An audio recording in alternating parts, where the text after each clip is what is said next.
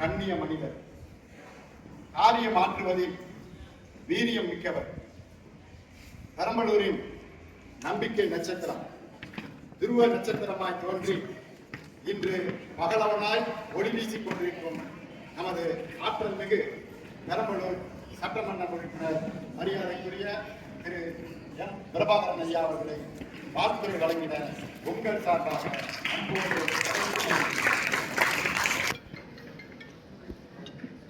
Hello, அனைவருக்கும் வணக்கம். தந்தை ஹான்ஸ் ரோவர் மேல்நிலைப்பள்ளி 11ஆம் வகுப்பு மாணவர்களுக்கு தமிழக அரசின் இலவச மிதிவண்டி வழங்கும் நிகழ்ச்சிக்கு வரவேற்புரையாற்றி அமர்ந்திருக்கின்ற தலைமை ஆசிரியர் மரியாதைக்குரிய துரை ரவி சித்தார்த்தன் அவர்களே, முன்னிலை பொறுப்பை ஏற்றிருக்கின்ற மாவட்ட பிற்பட்டோர் நலத்துறை அலுவலர் மரியாதைக்குரிய சுரேஷ்குமார் அவர்களே, இந்த நிகழ்ச்சியில் கலந்து கொண்டிருக்கின்ற மாவட்ட கல்வி அலுவலர் மரியாதைக்குரிய லதா அவர்களே, எக்ஸலன்ஸ் பிரின்சிபல் மரியாதைக்குரிய திருமதி சோபனா மேடம் அவர்களே, இந்த நிகழ்ச்சியில் இறுதியாக நன்றி உரையாற்ற இருக்கின்ற முதுகலை உதவி தலைமை ஆசிரியர் சந்திரசேகரன் அவர்களே, இந்த நிகழ்ச்சியில் மிகச் சிறப்பாக உரையாற்றி பல்வேறு அறிவுரைகளை வழங்கி அமர்ந்திருக்கின்ற நமது நிறுவனத்தினுடைய மேலாண் தலைவர் மரியாதைக்குரிய ஐயா டாக்டர் பி வரதராஜன் அவர்களே, மாணவர்களே, ஆசிரியர் பெருமக்களே, உங்கள் அனைவருக்கும் வணக்கத்தையும் வாழ்த்துக்களையும் தெரிவித்துக் கொண்டு நம்ம ரோவர் கல்வி நிறுவனத்தை பற்றி சொல்லணும். எல்லாரும் அந்த இன்ஸ்டியூஷன்ல தான் படிக்கிறீங்க. ஐயா ரொம்ப சிம்பிளாக சொல்லிட்டு போயிட்டாரு. நாட்டோட வளர்ச்சி எப்படி இருக்கணும், ஏன் அந்த சைக்கிள் கொடுத்தாங்க, இந்த சைக்கிளோட பயன்பாடு எப்படி இருக்கணும், எப்படி இருந்தது ஒரு காலத்தில் சைனாவில் இந்த சைக்கிளோட பயன்பாடு எப்படி இருந்ததுன்னா ஐயா சிம்பிளாக சொல்லிட்டு போயிட்டாங்க. நான் இந்த நிறுவனம் எப்படி இருந்தது உங்களுக்கு எல்லாருக்கும் தெரியுமா? மிகச்சிறிய நிறுவனமாக ஐயா ரோவர் அவர்களால் ஆரம்பிக்கப்பட்ட இந்த நிறுவனம் இவ்வளவு பெரிய ஆலமரமாக, இவ்வளவு பெரிய ஒரு பல்கலைக்கழகமாக மாற வேண்டிய நிலைக்கு உயர்ந்திருக்கிறதுனா அதுக்கு ஐயா வரதராஜன் ஐயா அவர்கள் தான் காரணம்.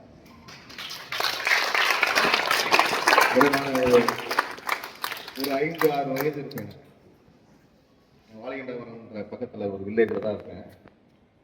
நான் ஒரு 5-6 வயதில் ஐயாவை பார்த்துருக்கேன். ஒரு 6 வயசு 7 வயசு 1வது 2வது படிச்சப்பன்னு நினைக்கிறேன்.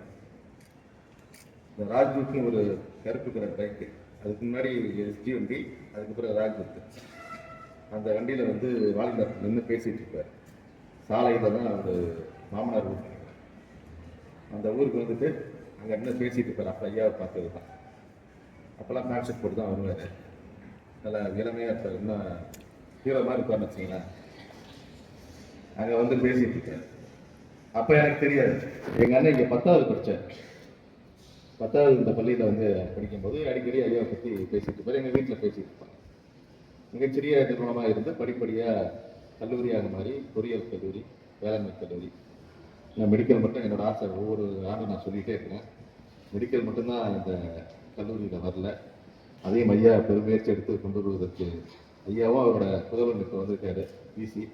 அவங்க 2 பேரும் சேர்ந்து ஒரு மெடிக்கல் கல்லூரி ஆரம்பிக்கிறதுக்கு என்னோட ஆசை. எப்படியாவது ஆரம்பித்து இது பல்கலைக்கழகமாக மாற வேண்டும் என்பதுதான் என்னோட ஆசை. ஏன்னா மிகச்சிறந்த ஒரு நிறுவனம் பெரம்பலூர்லேயே இது மாதிரி ஒரு நிறுவனம் இல்லை. அனைத்து இந்த பகுதியில் சுற்றுவட்டார பகுதியில் இருக்க ஏழை எளிய மாணவர்கள் இந்த ரோவர் கல்லூரியில் படிக்க வந்தவங்களாம். ஐயா சொன்ன மாதிரி ரோவரில் வெளிநாடுகளுக்கு போனால் ரோவர் அப்படின்ற நிறுவனத்தில் படிக்காத மாணவர்களே இல்லை அப்படின்ற நிலை தான் இருக்கு. அந்த அளவுக்கு இந்த கல்லூரியில் படித்த மாணவர்கள் அதிக அளவில் வெளிநாடுகளிலே பொருளீட்டுவதற்காக நல்ல நிலையிலே இருக்கிறார்கள் என்பது ஒரு தகவலாக சொல்கிறாங்க. ஏன்னா நம்ம பல நிறுவனம் இருக்கலாம். தமிழ்நாட்டில் இவ்வளோ பெரிய பெரிய நிறுவனங்களாக இருக்கலாம். கோயம்புத்தூரில் பிஎஸ்டி இருக்கலாம். அதில் இங்கேயே கூட ஒரு பெரிய நிறுவனம்லாம் இருக்கலாம். ஆனால் ரோவர் என்ற ஒரு நிறுவனம் மிக சிறிய அளவிலேயே ரோவர் அவர்களால் ஆரம்பிக்கப்பட்டு படிப்படியாக வளர்ந்து ஏழை எளிய மாணவர்கள் இங்கே படித்து அவங்க வாழ்க்கையில் முன்னேறுவதற்கு வாய்ப்பாக அமைந்த நிறுவனம் தான் இந்த கல்வி நிறுவனம். இந்த சைக்கிள் கொடுக்குற நிகழ்ச்சி ஒவ்வொரு வருஷமும் நடக்குது. நானும் ஒவ்வொரு வருஷம் நான் நானே கொடுக்குறேன்னு தான் சொல்லுவேன். இபிசி ஆஃபீஸர் கூட சார் லேட் ஆகுது, பர்சன்டேஜ் வைஸில் நாங்கள் கம்மியாக இருக்கிறோம், நீங்கள் உடனடியாக வந்து கொடுங்க. என்னை வந்து ஒரு 10 நாளாக 15 நாளாக தொடர்ந்து அவர் கேட்டுகிட்டே இருக்கார். என்னோட அலுவல் நிமித்தமாக என்னால் வர முடியலன்னா கூட மாணவர்களை சந்தித்து இந்த தகவலை எல்லாம் தெரிவிக்க வேண்டும் என்பதற்காக தான் இந்த நேரடியாக வந்து சைக்கிள் கொடுக்குறது. இது ஒரு சிறிய நிகழ்ச்சியாக இருந்தால் கூட மாணவ மாணவிகளிடம் இந்த சேர்மன் ஐயா வந்து இந்த நிகழ்ச்சியில் பங்கு பெற்றது எனக்கு பெரிய மகிழ்ச்சி. ஏன்னா எல்லா சேர்மனும் இந்த மாதிரிலாம் வந்துட மாட்டாங்க. அதுதான் அவரோட எளிமை, அதுதான் அவரோட இயல்பு.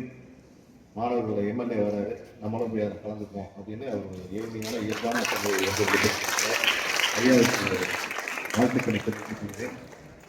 தமிழக அரசு வந்து உங்களுக்காக இலவச மிதிவண்டியை கொடுத்துருக்காங்க. இது வந்து இதோட பயன்பாடு ரொம்ப முக்கியமானது தான்.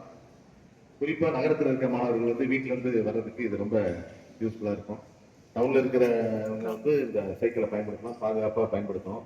கிட்டத்தட்ட 15 லட்சம் ரூபா செலவில் இப்போ நம்ம இந்த 11ஆம் வகுப்பு மாணவர்களுக்கு கொடுத்துருக்கோம். கிட்டத்தட்ட 319 சைக்கிள் இங்கே கொடுக்க போகிறோம். இப்போ அதில் மிகச்சிறந்த இந்த திட்டத்தை தமிழக முதல்வர் தளபதி இங்கே அறிவிச்சிருக்காரு. ஏற்கனவே இது முத்தமிழர் கலைஞர் இருக்கும்போது இது ஆரம்பிக்கப்பட்ட திட்டம்.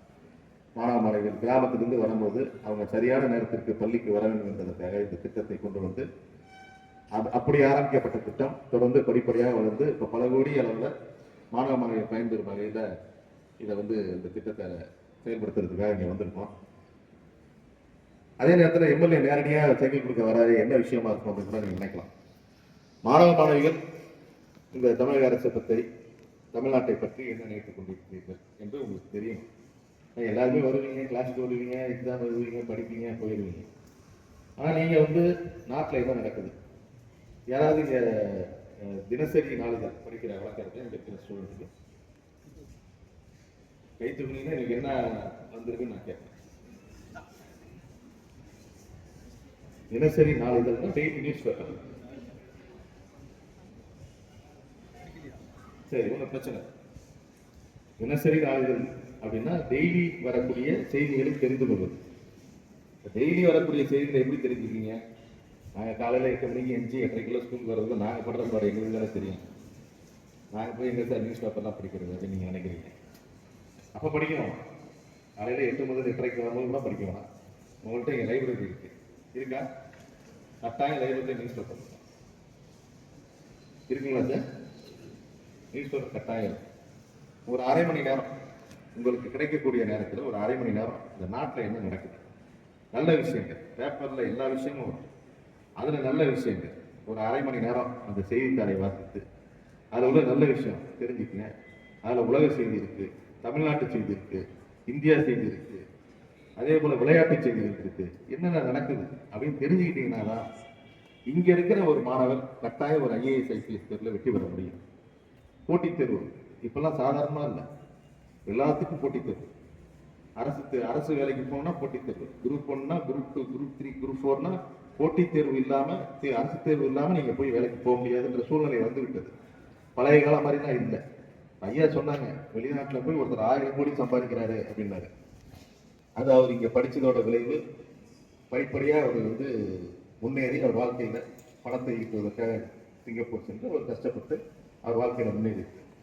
இந்தியாவிலையும் அது மாதிரி நீங்கள் வரணும்னா இந்த மாதிரி போட்டித் தேர்வில் நீங்கள் பங்கு பெற்று அரசு தேர்வு IAS IPSலாம் நீங்கள் வரணும்னா அதை முயற்சி பண்ணணும். ஏன்னா இந்த பகுதியில் எனக்கு தெரிஞ்சு ஒரே ஒருத்தர் தான், சிவகாமி IAS மட்டும்தான் இந்த பகுதியில் இருந்து ஒரு IAS ஆஃபீஸராக போயிருக்காங்க. வாலிண்டாவத்தில் ஒரு IRS ஆஃபீஸர் இருக்காங்க. நம்ம அவங்க தம்பி வந்து இப்போ வந்து IT லெவலில் ஹரிசேகரன் IPS இங்கேருந்து போனவர் IPS. அவரோட தம்பி இப்போ கர்நாடகாவில் இருக்கார். 2-3 பேர் இருக்காங்க.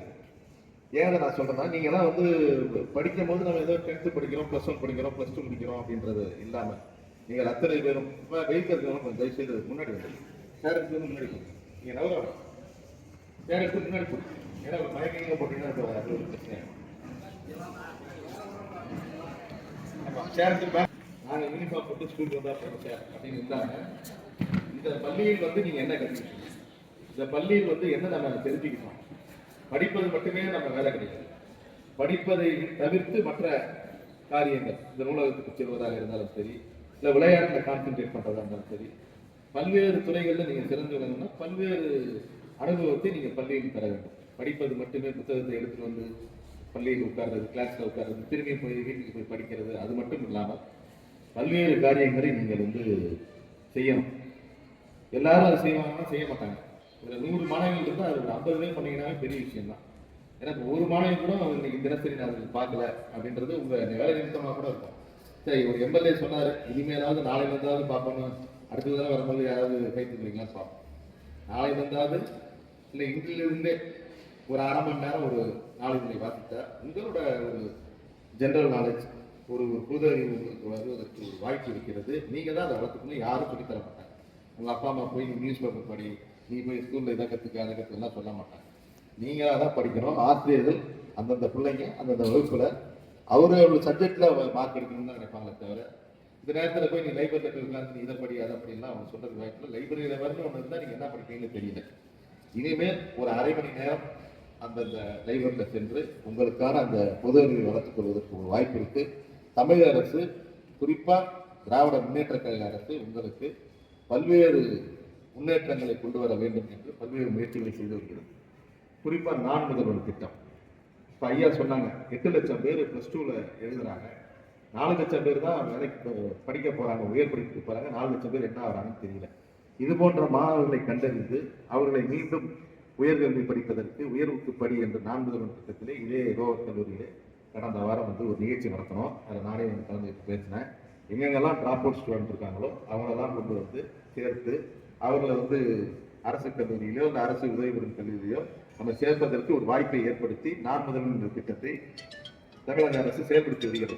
ஏன்னா மாணவர்கள் யாருமே வீணா போயிடக்கூடாது. 12வது வரைக்கும் படித்த மாணவர்கள் அப்படியே வேலைக்கு போயிடறாங்க, ஐயா வருத்தப்பட்டு சொன்னாங்க, ஆட்டோ ஓட்ட போறாங்கன்னு சொன்னார். அதெல்லாம் பண்ணக்கூடாதுன்றதுக்காக தான் அரசாங்கம் தன் முயற்சி இருக்குது. இது வரைக்கும் எந்த அரசாங்கம் இது போன்ற முயற்சியை செய்ததே இல்லை. மாணவர்கள் நலனில் அக்கறை கொண்ட அரசாக செயல்பட்டுக் கொண்டிருக்கின்ற தமிழக முதல்வர் அவர்கள் இந்த நான் முதல்வர் திட்டத்தை ஒவ்வொரு பள்ளியிலும் ஒவ்வொரு கல்லூரியிலும் செயல்படுத்தி கல்லூரி படிக்கின்ற மாணவர்களுக்கு அவர்களுடைய திறமையை வளர்ப்பதற்கு வேலைக்கு செல்லும் பொழுது என்னென்ன திறமை வேண்டுமோ அதையெல்லாம் நான் முதல்வர் திட்டத்திலே அவர்களுக்கு ஒரு ட்ரைனிங் மாதிரி கொடுத்து மாணவர்களை மிகச் சிறப்பான ஒரு மாணவர்களை வழிநடத்துவதற்கு நான் முதல்வர் திட்டம் மிகச் சிறப்பாக செயல்படுகிறது. தமிழக அரசு பல்வேறு திட்டங்களை செயல்படுத்தி வருகிறது. நிறைய சொல்லிட்டே இருக்கலாம், ஒவ்வொரு திட்டமாக சொல்லணும்னா இங்கே டைம் இல்லை. குறிப்பாக ஒரு 2-3 திட்டம். அரசு ஆரம்ப பள்ளியில் மதிய உணவு திட்டம், காலை உணவு திட்டம், மதிய உணவு திட்டம் ஏற்கனவே சத்துணவு முதல்வர் வந்து நம்ம பழைய எம்ஜிஆர் அவர்கள் சத்துணவு திட்டம்னு கொண்டு வந்தார். ஆனால் நம்ம முதல்வர் தமிழக முதல்வர் வந்து தளபதி மு.க. ஸ்டாலின் வந்து அரசு பள்ளியில் வந்து ஒரு காலையில் மாணவர்கள் சாப்பிடாம வந்ததை அவரே நேரடியாக தெரிஞ்சுக்கிட்டு அவரே இந்த திட்டத்தை கொண்டு வந்தார். இந்த திட்டம் வந்து நம்ம தமிழ்நாட்டில் மட்டும் செயல்படுத்துறாங்கன்னு நீங்கள் நினைக்காதீங்க.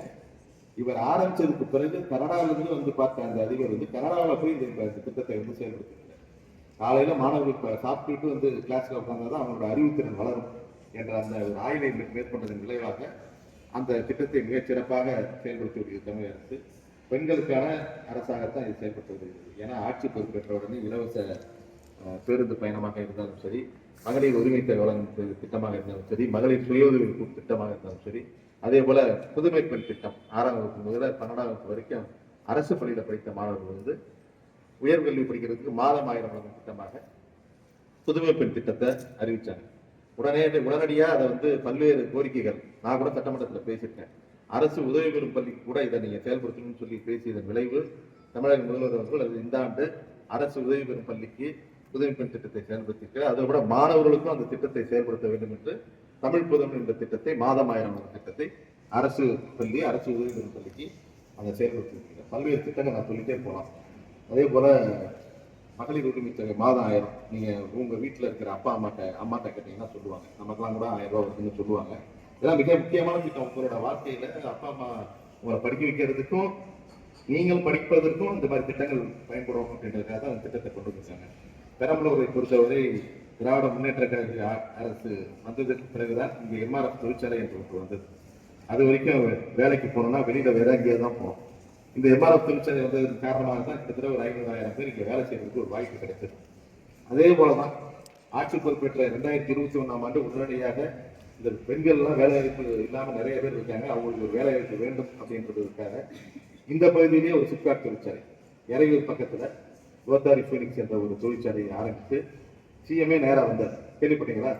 தமிழக முதல்வரே நேரில் வந்து அதை ஆரம்பித்து வைத்து ஒரே ஆண்டிலே அது உற்பத்தியை துவக்கி இருக்கிறார். மிகப்பெரிய சாதனை. ஓராண்டில் எந்த தொழிற்சாலை உற்பத்தியை துவக்கியதில்லை. ஆனால் ஒரே ஆண்டிலே உற்பத்தியை துவக்கிய நிறுவனம் குளோத்தாரி பீனிக்ஸ் என்ற காலனி தொழில் தயாரிக்கின்ற தொழிற்சாலை. கிட்டத்தட்ட 50-60 நிறுவனம் அங்கே வர இருக்கு. ஏன் அதை நாங்கள் சொல்றோம்னா, வேலை கிடைக்கவில்லை என்ற ஒரு நிலை இல்லாமல் வேலைக்கு உத்தரவாதமான அரசாக திராவிட முன்னேற்ற கழக அரசு செயல்பட்டு வருகிறது. பல்வேறு திட்டங்களை சொல்லிக்கிட்டே போகலாம். நீங்க எல்லாம் நல்லா படிக்கணும், நல்ல நிலைக்கு வரணும். உங்கள் பெற்றோர்கள் உங்களை என்ன நினைத்து இங்கே அனுப்புகிறார்களோ அதை நீங்கள் அத்தனை பேரும் மிகச்சிறந்த ஒரு நிலையை அடைவதற்கு நீங்கள் அத்தனை பேரும் முயற்சி செய்ய வேண்டும். நான் கூறியது போல இன்றிலிருந்து ஒவ்வொரு மாணவரும் தங்களது பொது அறிவை வளர்த்துக் கொண்டு இங்க இருக்கிற ஒவ்வொரு மாணவர்களும் வாழ்க்கையிலே மிகச்சிறந்த மாணவர்களாக வருவதற்கு முயற்சி செய்து இந்த கல்வி நிறுவனத்திற்கு மிக பெருமை சேர்க்க வேண்டும் என்று கேட்டுக்கொண்டு வாய்ப்பிற்கு நன்றி தெரிவித்துக் கொள்கிறேன். நன்றி, வணக்கம்.